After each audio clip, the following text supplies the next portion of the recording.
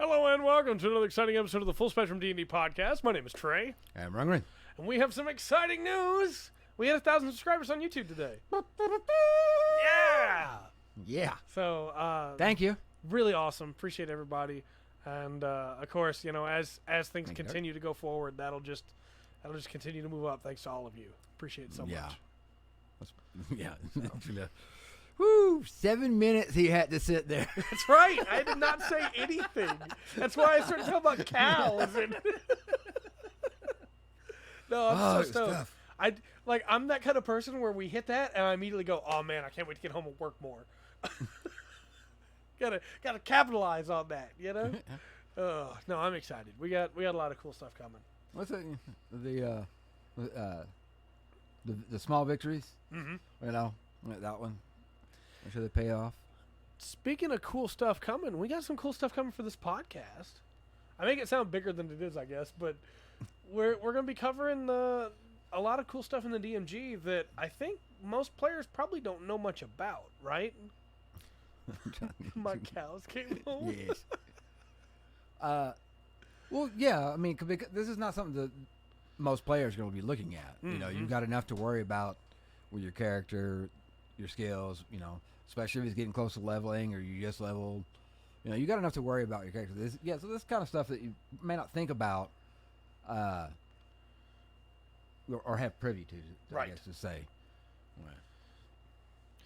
So we're starting in the Dungeon Master's Guide, as you can see on screen, Chapter 1, and starting specifically in the Tiers of Play. Yes. Yeah.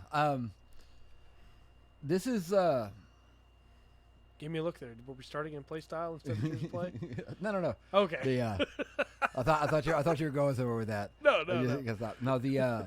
The tiers of play. Now these are lined out 1 through 5, mm-hmm. tier 1, 6 through 10.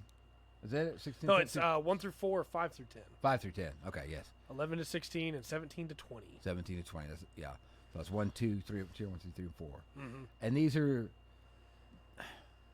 these don't affect anything you can do with your character, but right. they can affect a lot of stuff you could do with your character. Mm-hmm. And this really kind of goes in how well you're known around the world, or even the multiverse, I guess. Absolutely. When you get up to absolutely tier 4 would be and Masters of the Realm, and then Masters of the World in 17 to 20. So when you're starting out, you're just deciding to be an adventurer. Right. First 4 levels, mm-hmm.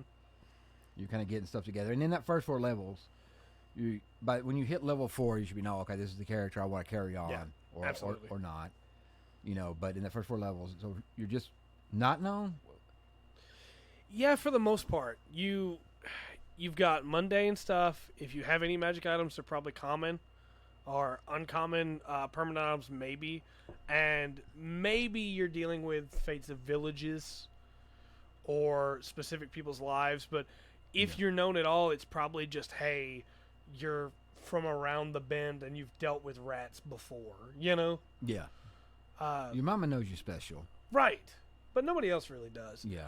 And the cool thing about this to me is when we talk about things that players don't pay attention to, when they're making a character at level 5, like when a campaign starts at level 5, most people don't go, oh, well, yeah, I'm probably a little bit well known by this point. Right. They go, well, they treat it just like they do at level 1. Yeah. And that's not how it works, really. By level 5, you're able to do some pretty crazy stuff. Yeah, you should be a little bit better than the average bear. Right. There's going to be stuff about you that should stand out by that point. Yeah, you're able to attack twice if you're a fighter or a barbarian or a paladin. Yeah. Your regular guard can't do that. You're hitting twice as fast as they are. Think about what that actually means for them in their lives. They're watching you fight, and every time they would swing one weapon, you're swinging twice. Yeah. That's a pretty substantial change. It is. If you walk down the street and saw somebody punching somebody twice at the same speed it takes the other person to punch them, you probably wouldn't mess with them, right? Yeah. And all of a sudden, Herbert can call a phantom steed. Yeah. And ride off. You know, right. He's grown. Maybe he's not a farm boy anymore. Yeah. Maybe now he's a hero. Well, that's what tier 2. Yes. Mm-hmm. Tier 2 is Heroes of the Realm. Heroes of the Realm, and I guess you can.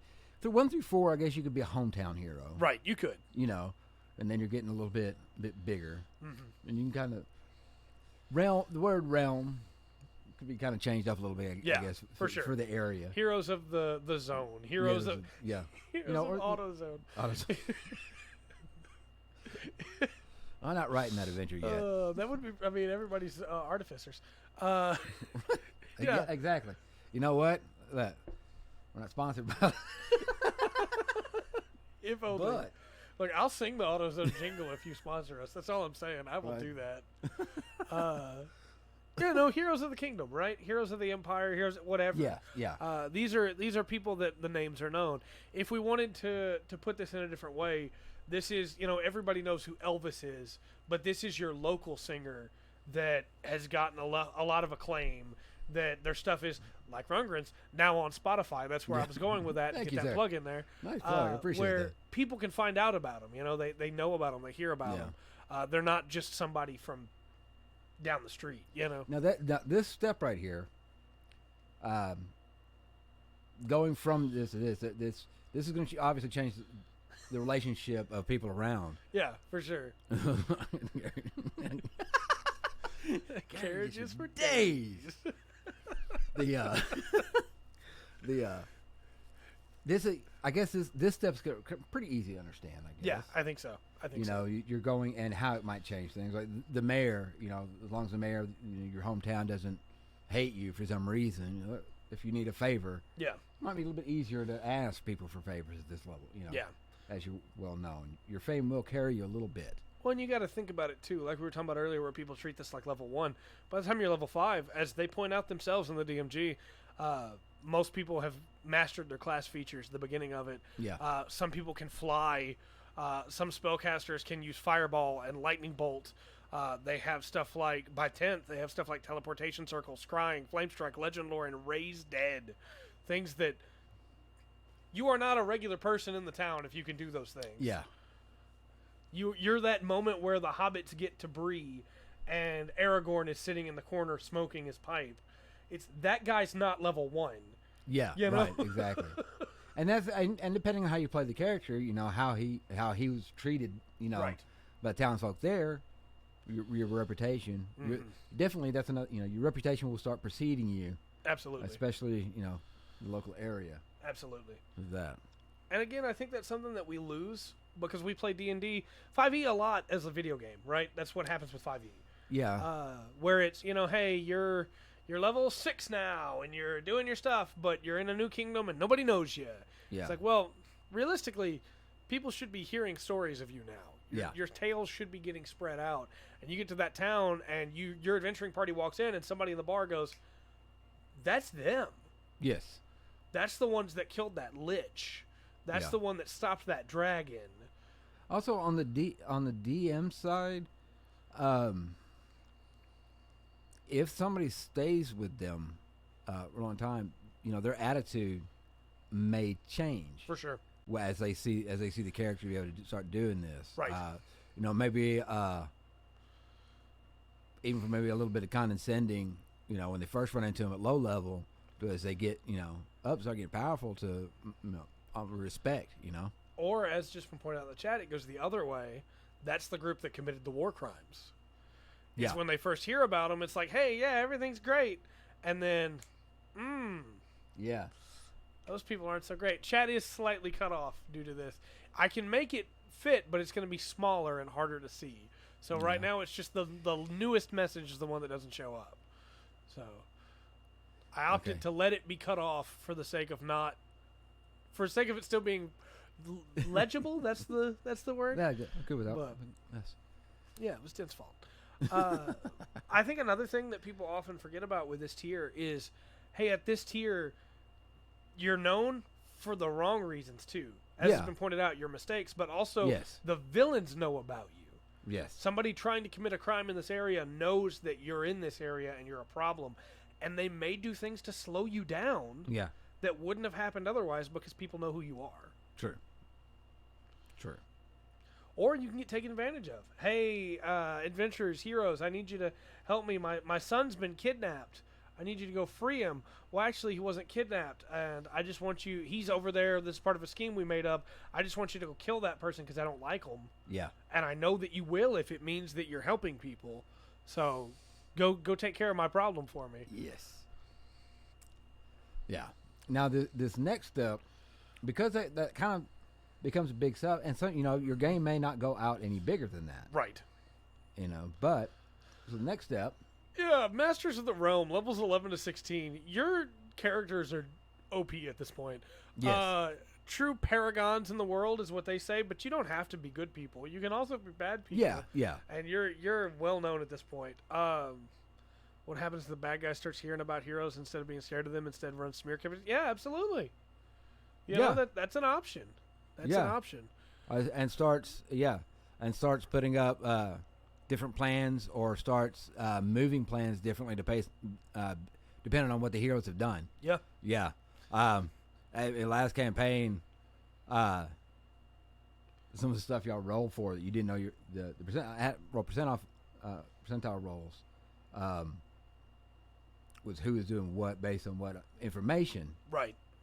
How much they knew about, because y'all were working in secrecy. Yeah. Right.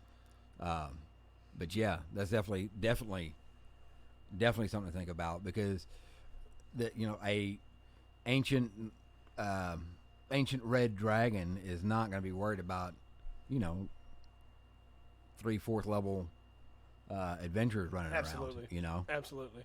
But yeah, when it gets up one day and he starts hearing tales through kobolds that he's got keeping spies out, that they're now let's say 12th level, moving up, then yeah, definitely he's going to have to, yeah. Mm-hmm.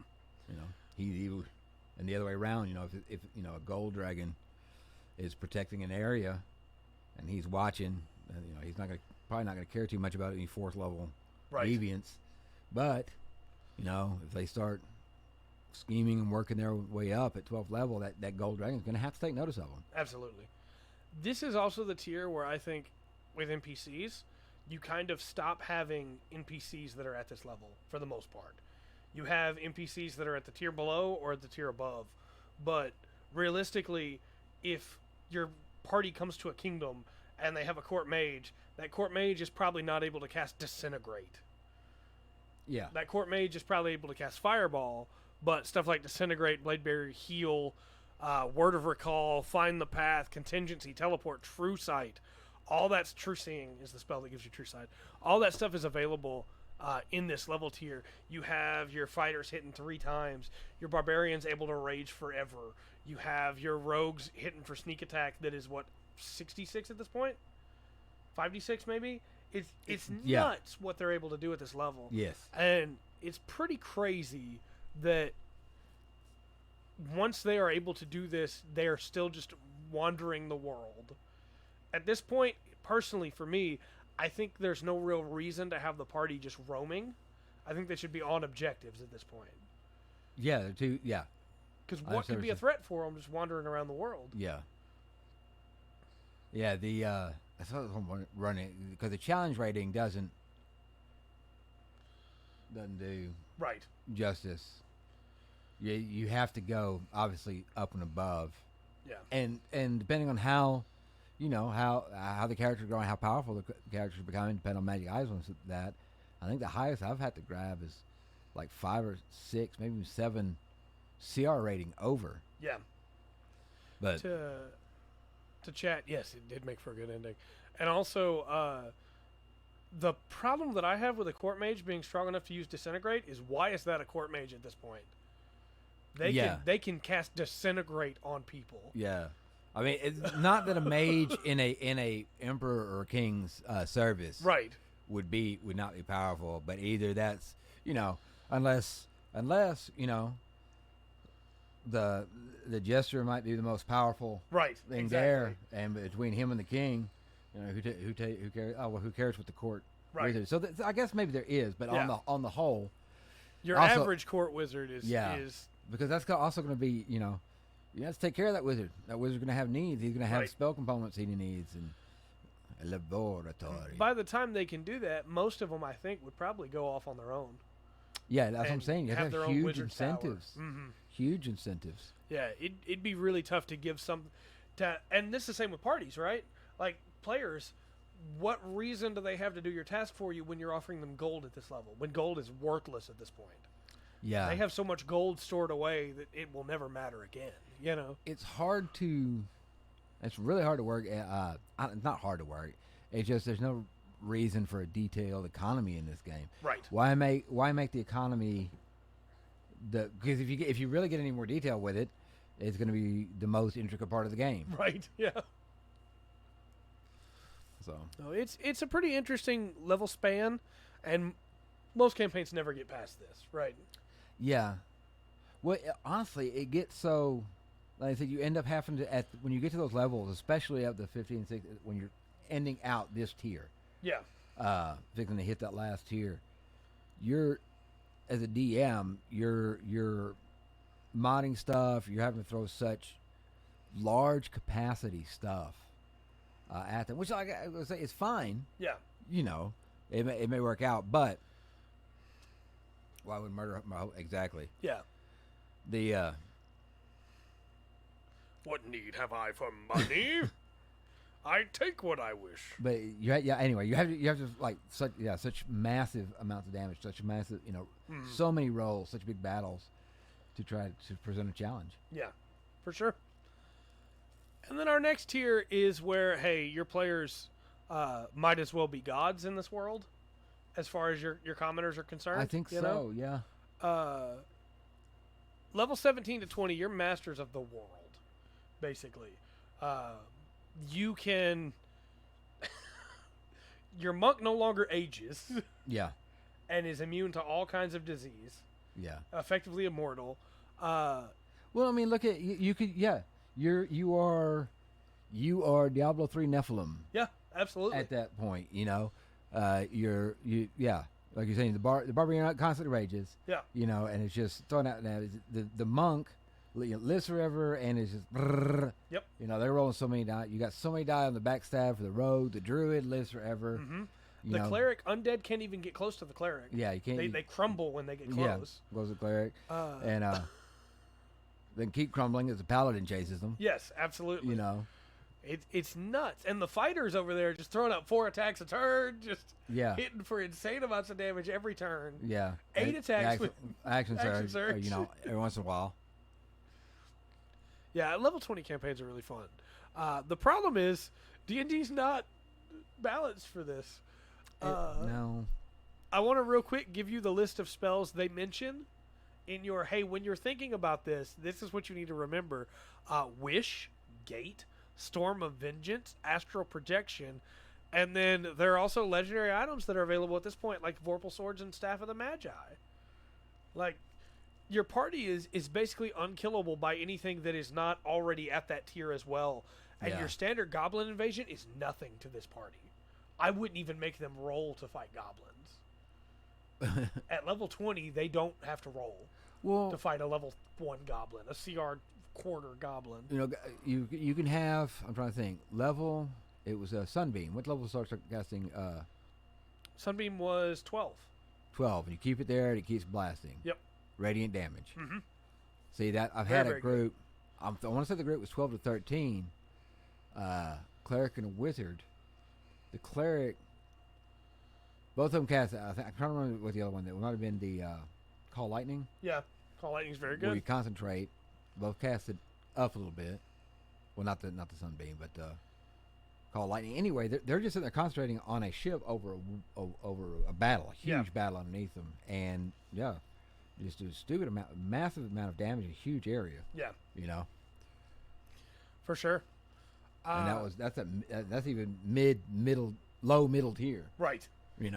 By this point, there's not much they can't do, and the material plane no longer really is a challenge to your party. I think this is also a tier that I would say be careful making NPCs in, because at this point, that NPC could just as easily be a challenge for the party, and they see them as a challenge because they know how strong they are. Yeah. Hey, there's an Archmagos that's been helping them all campaign, and now he doesn't want to give them the thing they need or go help them fight the final big bad. Yeah. Guess what? They stand toe-to-toe with him now. Yeah. And that can be a great feeling, but then, hey, if you were relying on him for your ending, guess what? They want to keep it. Yeah. So, it can be very difficult to balance that. and it can be very difficult to balance combat at this tier. But there are some really fun things to fight. The bad guy, low legendary resistances, Yeah, for sure. yeah. I mean, that's a strategy that, I mean, one, they're there because the players are so powerful. Legendary resistance, right? Especially at that level, they don't have enough. They don't have enough. You have to you'd have to have a refreshing somehow, make them refresh after a couple of turns or something. But yeah, it probably is nice if you sit back as a player and go, all right, yeah, no, he passes, blow that, and like, yeah, I have done that. Yeah, it feels good. The other thing I wanted to bring up here is that it's something that a lot of people don't think about, because if you make it to level 20, you probably your campaign's done, right? But at level 20, you are such a powerhouse that if you're a warlock, you can become a patron for other people. If you're a cleric, you're starting religions, basically. Yes. If whatever religion you want to be taught is the one that's going to be taught. Yeah. If you're a druid, you get a whole forest or whatever terrain you chose as your own. Yeah. You consecrate that. It's yours now. As a fighter, people come to you begging to be taught. Yeah, genasi. It's a genasi at a 20th level, whatever. Yeah. You probably have a plane to yourself. Right. If you're a level 20 rogue, you're the head of the Thieves Guild. Yeah. You're not working for... You have become the head of the Thieves Guild. Nobody else can even compare to you, and it's one of those things that, hey, at this point, you should be the most powerful person around. Because the people that could compare with you are the people in the same positions that you're now in. So if you're running and you have, let's say we have the... And think about this. We'll talk about it a little bit more. Excuse me. The I know a guy rule. Does that go up? Should that go up through each thing? I think so. I think it really should. I think it should. Because your connections go up more and more. Yeah. Okay. Of course, we don't have Streetwise in 5e the way that we did. No. But that's very much that, hey, I know somebody that can... Yeah, but if you're running, in the city, like if you're saying Winterhold or... I mean, Winterhold. Waterdeep? Waterdeep or Neverwinter. Yeah. That would be big. Yeah, that would for make sure. a huge difference. The higher level you are, and now it's I know a king. Yeah. I know an emperor. Hey, I know a king. Yeah, true. For sure. And again, most campaigns end at this point, but they don't have to. No. And we've talked about that on a former podcast. Previous. Not former. Where, higher tier play is still a thing. We talked with the boons and other gifts. Right. Yeah. But people go, well, you hit 20, that's enough. And the reason they do it is because, like we talked about, it's really hard to balance level 20. Yeah. It definitely can be done. They already tell me the times you can throw Tiamat. Right. They also have a little thing here in the book that I think is really interesting on if you want to start at higher levels. And it's a starting equipment guide. Go to level 50 instead. With starting equipment, 1st to 4th, they recommend normal starting equipment on a low magic, standard, and high magic campaign. Which sounds about right to me. Just standard starting equipment. On the 5th to 10th, on a low magic campaign, they recommend 500 gold plus 1d10 by 25 gold and normal starting equipment. And the same for the standard campaign. But on the high magic campaign, they recommend giving a 1 uncommon magic item. Starting at 5th to 10th. That's a low magic, though. Yeah. Yeah. It's very low magic. Yeah. And then on the low magic for 11th to 16th, it's 5,000 gold plus 1d10 by 250. 1 uncommon magic item and normal starting equipment. On the standard campaign, they recommend the same gold, but 2 uncommon magic items. And on the high magic, they recommend 3 uncommon and 1 rare for 11 to 16th. Because you'd probably have found some by that point. Yeah. And then on the 17th to 20th, it's 20,000 gold plus 1d10 by 250 gold. 2 uncommon magic items for the low magic. Still normal starting equipment, which I find really surprising. If you started at level 17, why are you starting with standard? I'm going to have 4 javelins. Well, I mean, this is a discussion for low magic. Yeah.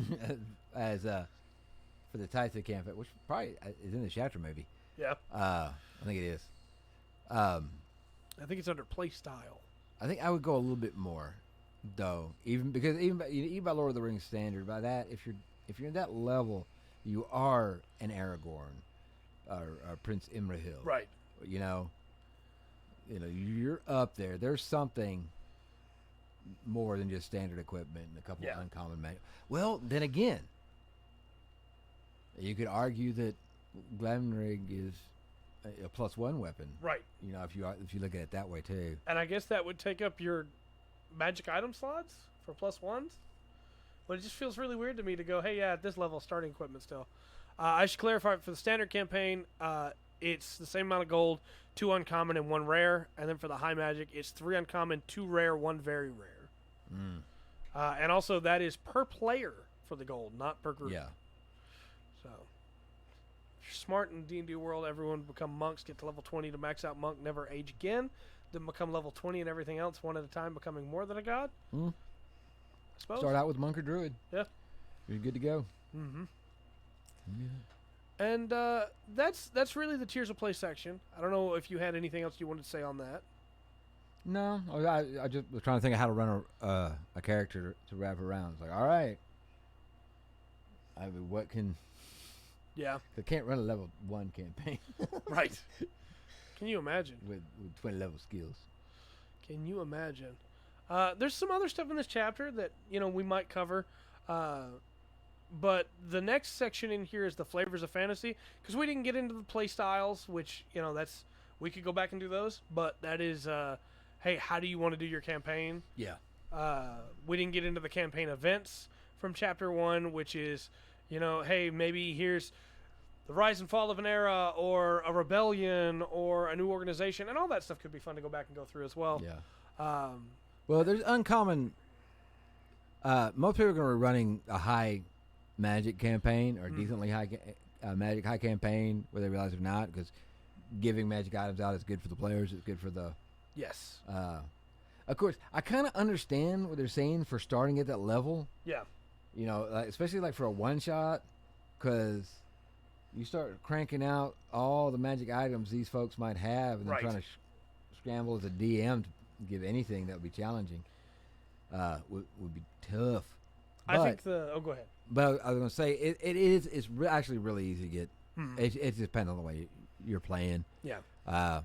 Because uncommon stuff in a lot of worlds is everywhere. Even excuse me, common stuff. Right. And then the uncommon stuff is just not hard to get. It's like the one town over. So just kind of depending on how you play it. And I'm a firm believer in, hey, we're starting at 5th level.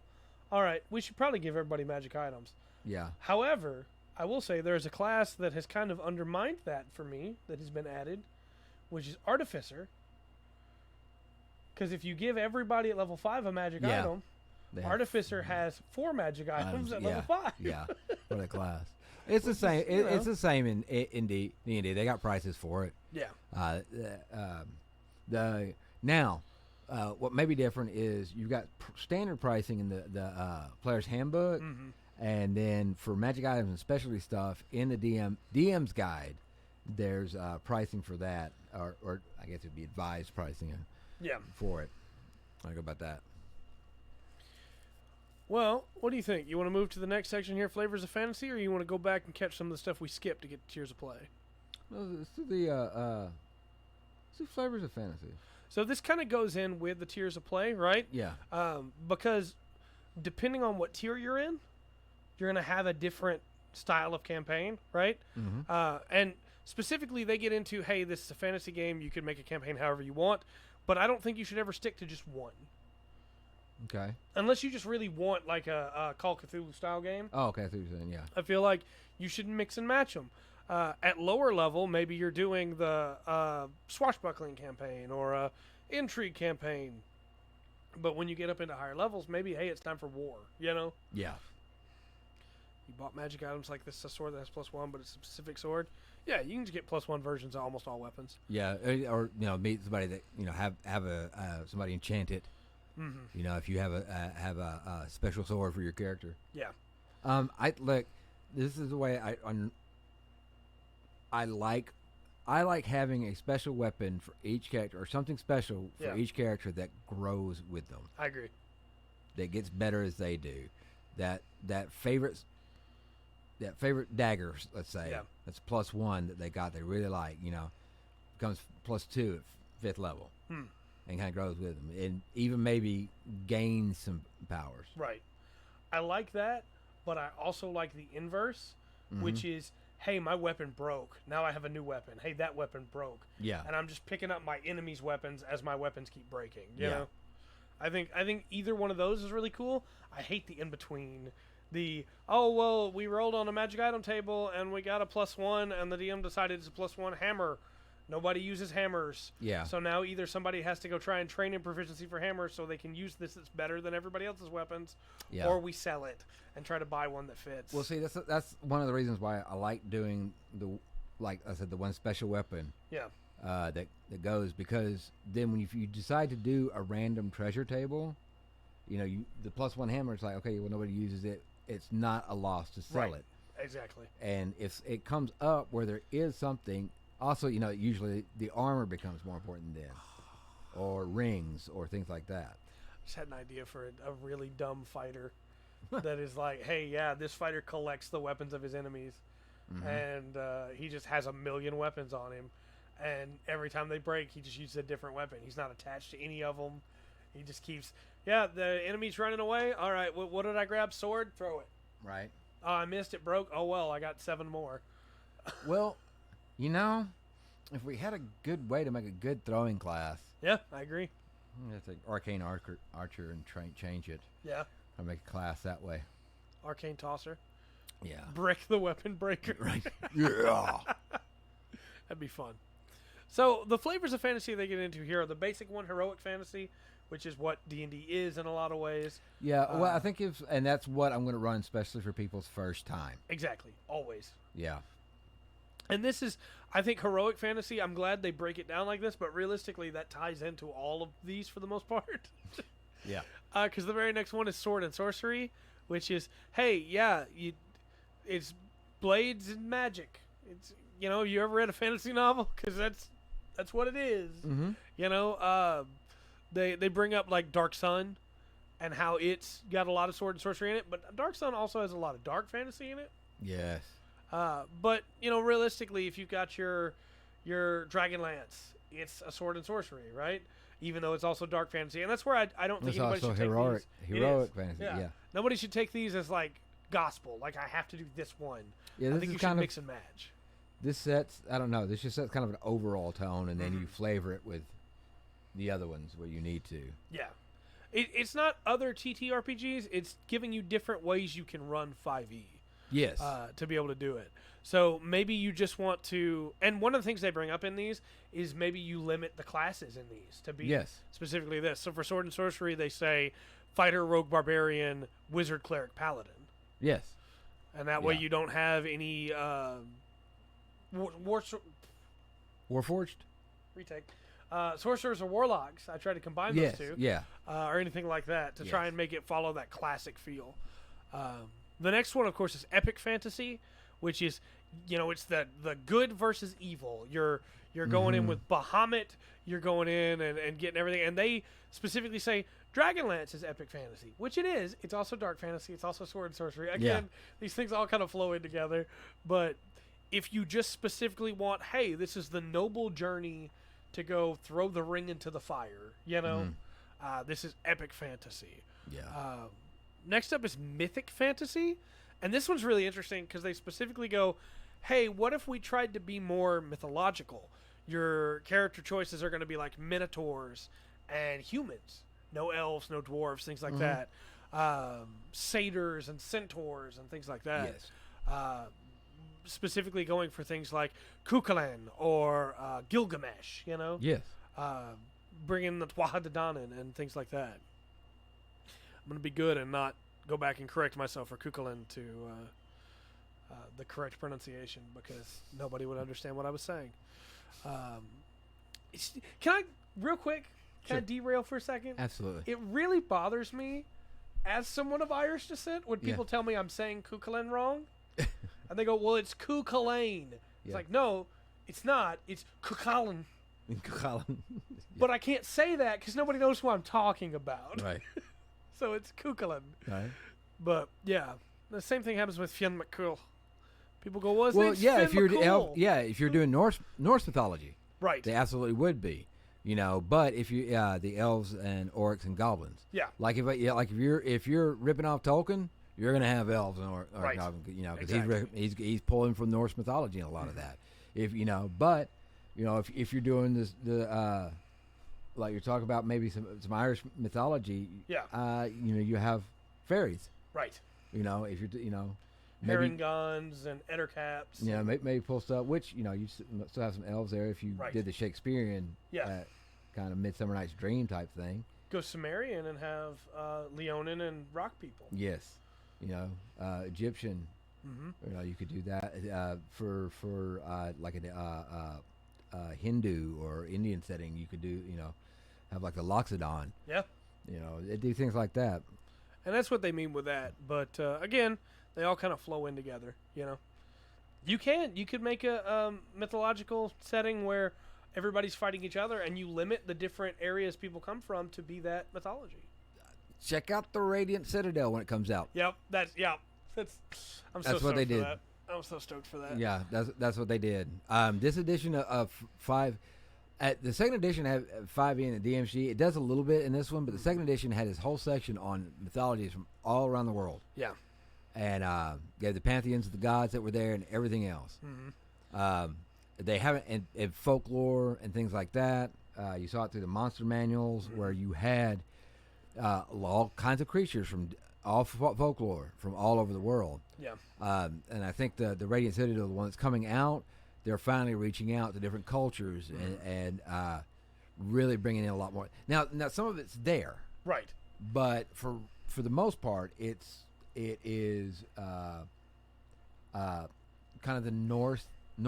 Yeah, it is for the most part. Mythological, and then We got Greece with Theros, Mystic Yeah. Odyssey of Theros, Yeah. but a little bit. and a little bit of Slavic with the Ravenloft stuff. Okay, yeah, yes. So I think the Radiant. What I'm looking for is implementations of some of the other folklore reaching out. And speaking of folklores, dark fantasy is next, and they specifically bring up vampires, things that'll be in like Slavic mythology, necromancers, and this is going to be, of course, our Ravenloft. This is also going to be kind of Dragonlance in a little ways. Yeah.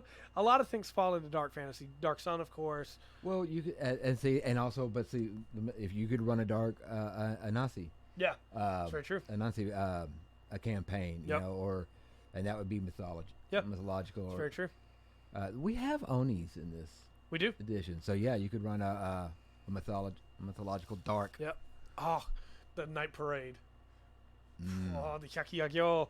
That'd be so cool to run as a dark fantasy setting of, these are yokai that are walking through the streets, and if you're in the streets, they're going to eat yeah. you. Oh, Kukulin, pretty sure I can spell his name right. Tied himself to a pillar with his own good. Yep, that's him. That's him. He's such a fantastic story if you've never read the story of Kukulin and Rhiannon. You should also go read Fionn McCool, because his story is really good. And check out the Tuatha as well. There's a lot of Irish mythology is awesome. Throwing that out there. Yeah, the Celtic. Yeah, Celtic mythology as a whole is great. Yeah, Ireland, parts of the UK, yeah. Scotland. We get the Cornish area, the Welsh Mm-hmm. coming up through there. Yeah, there's a lot of good stuff in there for sure. Yeah. Steal that stuff for your D&D campaigns. There's no reason not to. No. It's literally why we have Doulahands now. Yeah.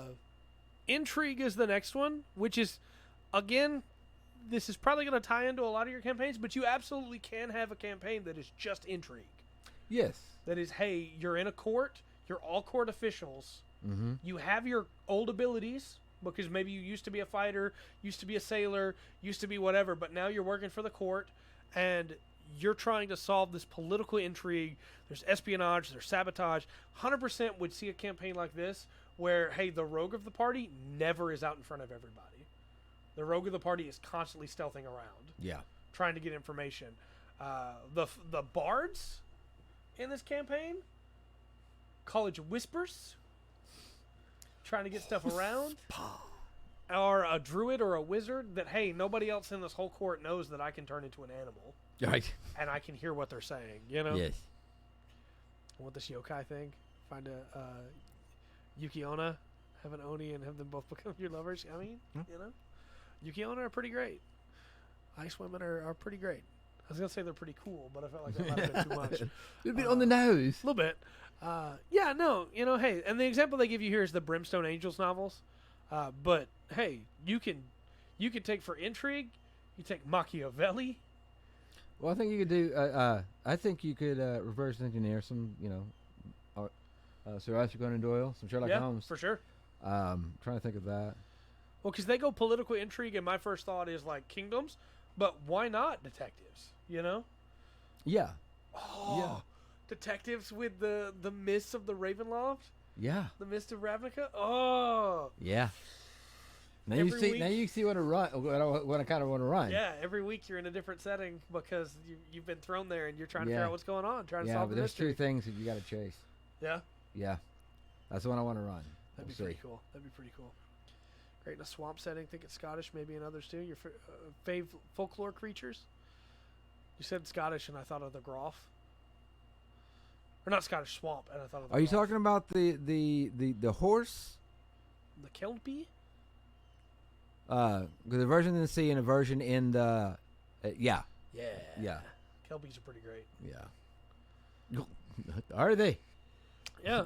If you've ever heard of the Witch of the Westmoreland, that is a big story in the Irish side of my family. They love that story. They claim that we're descended from the knight that slept with the Witch of the Westmoreland. Oh, okay. That story's weird too if you've never heard it. Whether she was in horse form or human form when she lay with the knight, nobody knows. Yeah. But yeah, Well, some of those old stories are rather entertaining. yeah, I'm gonna claim I'm descended from him because why not? Nobody can tell me I'm wrong because maybe he didn't exist. The next one is mystery, Mm-hmm. which is kind of ties into intrigue as well. I think so. Of hey, who stole this? Who took Yeah. this? How do we solve this? But it can also be a little bit more campy. Mm-hmm. You can have fun with that. And the example they give is Murder in Cornier by Chet Williamson, which is like a hey, here's a fantasy mystery novel, which is Yeah. pretty good. Well, you could do the kind of the young adults version, like the Hardy Boys, Nancy Yeah. Drew type thing, Scooby Doo thing. I'm trying to think of like Charlene Harris, the Aurora Teagarden Yeah, series with kind of detective stuff. Do Murder She Wrote, Columbo. yeah. Yeah, I know. I have one more question. What? The best reveal in all of Columbo is when he pulls his hands out of his coat with the gloves on. Yeah. That's the best reveal. That's all I'm saying. Yeah, it kill each person you think did it until they're all dead and definitely right. Yeah, right. Yeah, I would kill for a Columbo campaign. That'd be great. The next example they give is Swashbuckling. This, of course, is Oh yeah. They say, what about the Jack Ravenwild novels by Richard Baker? Sorry, but my mind goes to Pirates of the Caribbean. Yeah, that the Assassin's Creed's Black Flag. Mm-hmm. No, all Treasure Island. Treasure Island, old Errol Flynn. There's the oh my gosh, I can't believe it. I forgot Count about of it. Monte Cristo. Yes. But yeah, anything with that Mm-hmm. kind of attitude. A lot of different ways you can do it. It doesn't. It always do. The pirates just come up. Yeah. Especially, but it doesn't necessarily have to be. Robin Hood campaign could be a swashbuckling campaign For sure. For sure. And again, this is one of those things we talked about Tiers of Play. If you're going to do the swashbuckling stuff, you need to do it at like 1 to 10. You don't need to be trying to do it past that. Because past that, there's no danger to the level 11 adventurers. Enemy ship coming, sir. Yep. Carry on. Oh no, the halfling fell off the boat. Well, I mean, I cast water breathing before we ever got into the fight. Yeah, right. So, Yeah. and I'll cast water walking on the halfling now, so Yeah, that they right. can just come right back up to the surface. Oh, give him a Tensa's disc. Let him stay down there a while with something to hold on to. Yeah. Now, when Spelljammer comes out, Oh, yeah. you take to the astral sea and things change. Yeah. But Yeah. until then, Well, perhaps not. Right. Perhaps But- not. We'll see. Another conversation, another time. We'll see. Next up is war.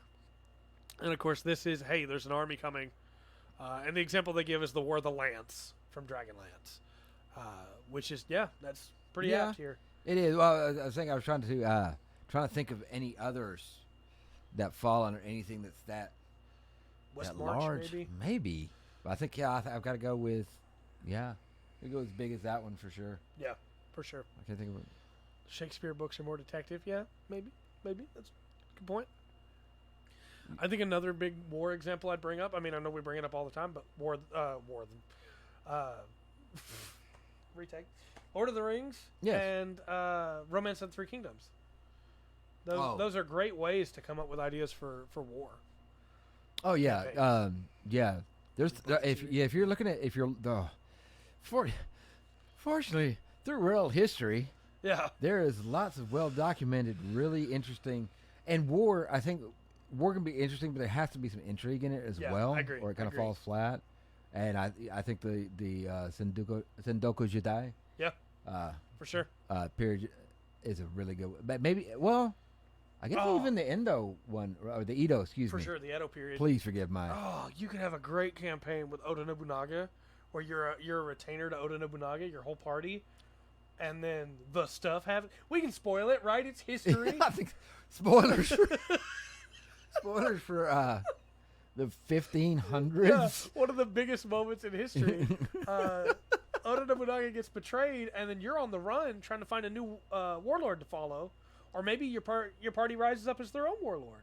Yeah, You know, there's a lot of cool stuff you could do there. that would be fun. I would love to play a whirlwind. I would play that. Yeah, I would never be able to be the one that got to make the decision because I would go, hey, my character brings up that there's this guy named Date Masamune. He's really cool. We should go work for him. We should go Yeah. work for him. Make sure he wins. He's got a cool eye patch. Yeah, my Noah guy. yeah, he's Date Masamune. Have a demonic army instead. I mean, Yeah. And you know what? I don't blame him for Yep. believing that at Yep. this point. Yep. Not towards the. Well, I guess really about the middle of it. Yeah.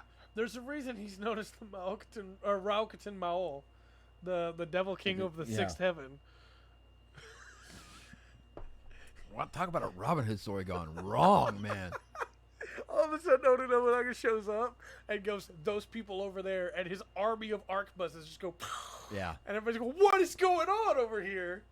You know, that's one thing. Sorry, derail. But me.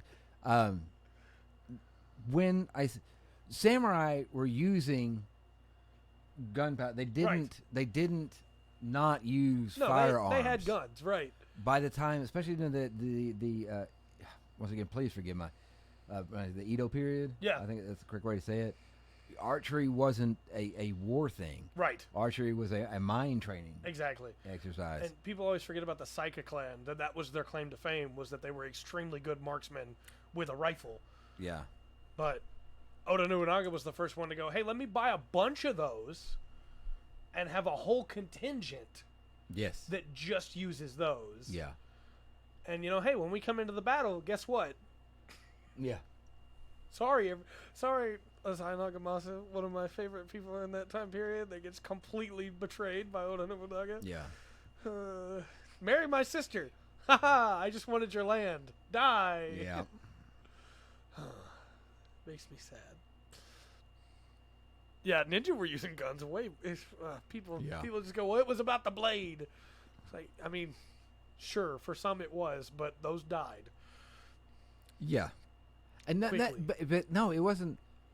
Yeah, it wasn't about the blade for the ninja. If the ninjas, the whole thing with the ninja, if he's got his katana out, he's failed. he's in the bad position. Right. Yeah, he's made a mistake. Like, yeah. Once it did. The ninja walking in regular clothes, not all in black, Yeah. get their job done and leave. Yeah. You know the ninja was there. You know, evidence should be the dead guy. Yeah. I love this next section, by the way, as I pull us back on course. Thank you. This next section is wuxia.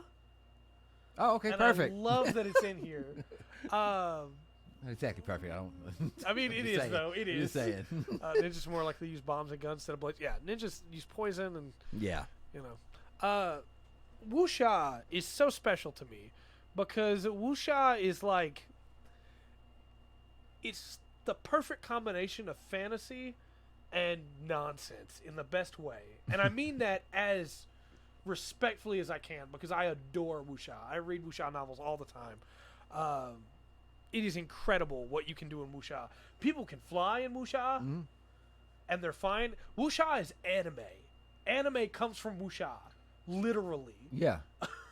People don't realize that, but it's not. It's not. This is not a D&D playing style. Right. This is a yes, a long art form. yes. If you know Dragon Ball Z and you know Son Goku, his namesake comes from the Monkey King, Sun Wukong, who is a wuxia character, right? He is the definitive wuxia character, I would say, in a lot of ways. He's the one everybody knows. But wuxia, Well, go ahead. Sorry. Well, I was trying to think some other things outside of anime for people who don't watch anime. Crouching Tiger, Hidden Dragon. Yep. Would be that, and the Zija animations on Netflix. Have anybody seen those? I'm trying to think something besides the Monkey King. Yeah. That out of history. Well, I guess the whole first dynasty. Yeah. Would be It would. That's the Qin King. does. Qin. Yeah. Okay. I had to stop and think about it too. Yeah. No. It's all rooted in this idea of fantasy is, hey, let's go with incredible names, and every attack has to have a name to it. Literally, what you love about anime today, if you love anime, comes from wuxia. That's how it works. And there's a lot of other forms of wuxia now. We have like Zhansha and Wujin, all of those. But the wuxia they're talking about here is, hey, in this world, it's a very different campaign. Maybe your classes don't use the same names. Instead of a paladin, maybe now you are a sensei or a, your warrior. Yeah, instead of a fighter. Yeah, for sure. And a paladin that follows like the Oath of Devotion may now follow Bushido and be a samurai. Yeah. Instead of using the fighter subclass for samurai. There's a lot of stuff you can do with it. And there's stuff later on in the DMG where it gets, when talking about this, I think it's chapter 8, where it actually talks about, what you would change the weapons names to, because you're not going to be using a longsword. Yes. And they get into a little bit of that here, where you would call a club like a Bien or a Tonfa. But they get into all of it later on, which is really nice. They also mention here that when you're doing skill checks, maybe instead of having, hey, your skill check to climb is to look for handholds, now your skill check to climb is to be able to bounce off the wall and go up. Yeah. Because it's wuxia. Yeah. You're having fun. So there's a lot to love about that. And then, of course, they go, hey, what if we cross the streams? What if we tie it all in back together? So I want to read this paragraph to you, and you can see what they mean by trying to tie it all, and what we mean by trying to tie it all back in together, really. The renowned paladin Merland, from the world of Earth, as featured in Greyhawk, dresses in the traditional garb of the Earth's Old West, and wears a pair of six-shooters strapped to his waist. The Mace of St. Cuthbert, a holy weapon belonging to Greyhawk's God of Justice, found its way to the Victoria and Albert Museum in London in 1985. Somewhere in the barrier peaks of Earth, the wreckage of a spacefaring vessel is said to lie with bizarre alien life forms and strange items of technology on board. And the famous wizard Elminster of the Forgotten Realms has been said to make occasional appearances in the kitchen of Canadian writer Ed Greenwood, where he is sometimes joined by wizards from the world of Yurth and Kryn. And so it's all, you can do it all. You don't have to mix it. Yeah. But you could do, and like for that, you could do, hey, we're going to take you, you're playing a character that was a person who was taken out at different points in time, in Earth history, our history, and stuck into this strange, strange thing.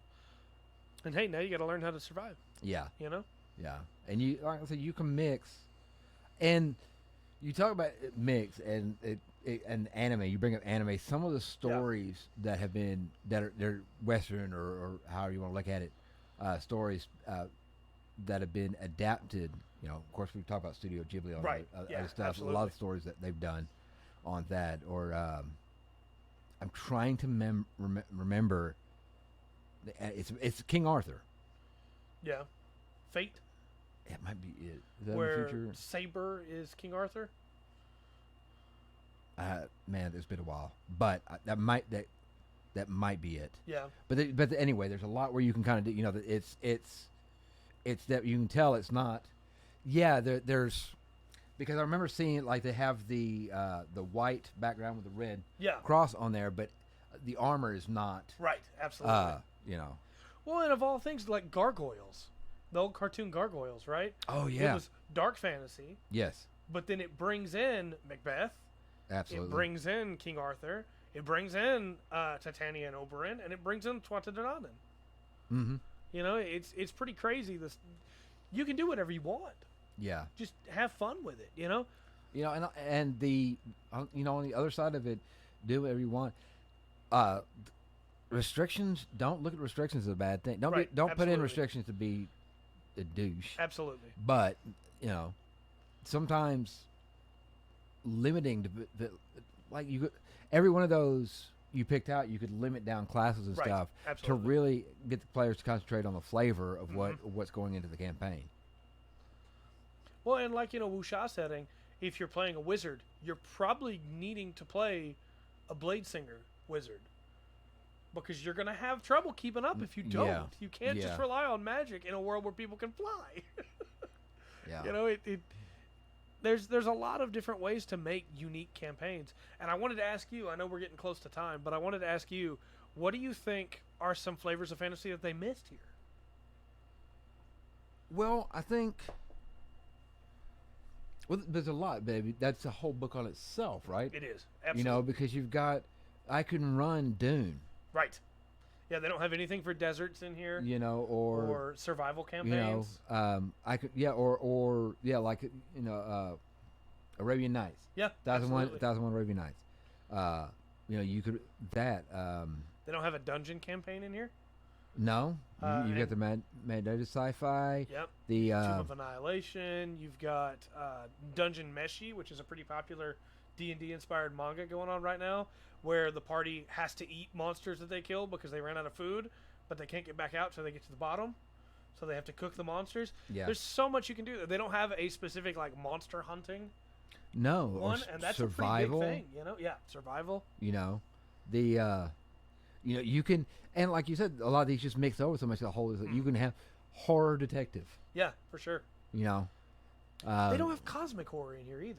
Yeah, you know that's like there's a lot throughout the DMG's guide, and I think with this stuff, you want to scan over it if you start playing, but if it's your first time through, but you don't have to dig into it too much. This is stuff as you play along, and if you want to DM more, you know, or understand more maybe a little bit. Yeah.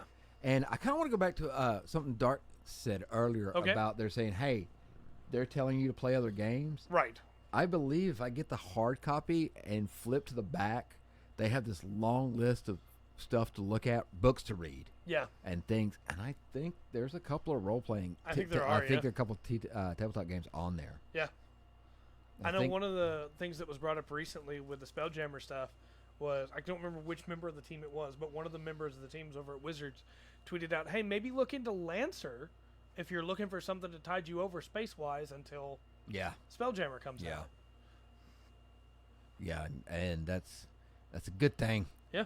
That's a good thing. They should be encouraging you to check out other systems and not shutting you down. Yeah. Just because, hey, we don't have it yet.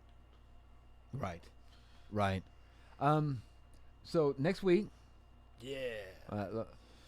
We got to get our shilling out of the way. Right. One was 1,000. Woo! Yeah. That's absolutely awesome. Thank you. I don't know how to say thank you enough for that. Mm-hmm. Really appreciate it. Very important to us. Years we've been working for that. Years. Tuesday. Tuesday, I know you've got something you want to talk about. A big story. Okay. We have Tuesday, so we're going to have a big discussion on something Tuesday at 7 on Twitch. If you're watching on YouTube, please give us a subscribe, a like, comment, anything to help the algorithm. Yeah. Shares are huge. Yes. They really are. Um, and then we'll be back next Thursday. Now Thursday we'll be talking. Are we moving into chapter 2 already? Chapter 2, the planes. Okay, we gotta put it for the multiverse. Yep. Yes. Which I get to talk about a movie Yeah. on Tuesday. I watched finally. Yeah. Nice. Wait for it because I'm gonna get dragged to the movie theater to watch another one. Which Very it's nice. cool. It's good. For sure, Dark. They have time. If you're watching this on YouTube, you have time to come in and watch us live on Twitch when we stream. Oh, that would be You know? awesome. We're always interacting with chat, except for this last Tuesday where we got a little lax because we got to talk about Quantum TV. Yeah. Ugh. We do our best, and I do Yeah. apologize if I miss a point. I really do. But Uh, I'm excited, and yeah. we need to cover this stuff for the multiverse because, again, Spelljammer's coming out. Yes. People go, well, there's just like D&D is just a fantasy world, right? It's like, haha, No. Yeah. We'll not do that. That's fine. You're right. Absolutely. Yeah. Truth be told, Dark. Truth be told. For sure. I'm really excited for when we get to talk about the ethereal plane. I Though, know. I'm gonna be honest with you. I don't know how long this talk about the planes is gonna go. It could go for weeks. Well, especially, I hope one thing that I think is missing out of 5e that they don't harp on that has been in earlier editions is historical stuff. I agree. Through D&D, there are cultures and civilizations I found out about through D&D, Right. and then went and looked up and learned. You Yeah. know? Unironically, Legends of the Five Rings came out for 3rd edition, Yeah. and I read that and started actually paying attention when I passed by names that were Japanese or Chinese of nature. Yes. And that's how I found Romance in Three Kingdoms, which is one of my Oh. favorite novels ever. Yeah. You know, because I played Legend of the Five Rings, which is Yes. Japanese, not Chinese, but Right. it made me start paying attention. Yeah. I don't know. I think now there's just so, and there's, I don't know. We had a Tuesday night talk about this. Right. Because there's just every go to a spot in the world Yeah. and start looking at the history, and you're going to come across stories of heroism and evil. Yep. So So, much cool stuff. Yeah. So hopefully with the planes, because of a lot of the planes are they're pulled out of historical context in some Yep, ways absolutely. but I don't think we really get an idea. Yeah. You know. Oh, I just realized we get to talk about the Feywild. Yes. The inspirations there. Well, and also some of the planes that they may not mention. Yeah, for You know, sure. No, like the Elysian Fields. Yep. Could be a plane to itself. You know. I will, for our talk on the planes, I will pull up a list of the previous planes and other editions so that we have those to cross-reference with, because Okay. I'm with you. I know there's a lot of them that aren't going to be on there. Yeah. Because, like I said, there's a small list in the back on other gods from other folklore, but there's just so much, even without digging into fiction, just actual history and actual Yep. beliefs over the years. There's so much you can kind of rip off For sure. and And pull you from. should. Yeah, Remember, in D&D, steal everything. absolutely. So, the plane of love, yes, the best plane. That's the plane of Slaanesh. Yeah. Yeah, you know, in that world, if I was running a Sandman, it'd be the plane of, it'd be Desires Yeah, for sure. plane, Are we kinder? It's coming. Soon. Yes, yes, it is. But yeah, we'll be back Tuesday. We got some big news about our old friend Yuji Naka, and that's as much as I'm going to spoil. Please, if you care about Yuji Naka's works at all, or a certain Wonder World, then you should check it out. And yeah, we'll be back next Thursday with the multiverse. But until next time, I've been Trey. I've been wronging. We've been the Full Spectrum D&D podcast. Remember to always enjoy the full spectrum. The D&D has to offer.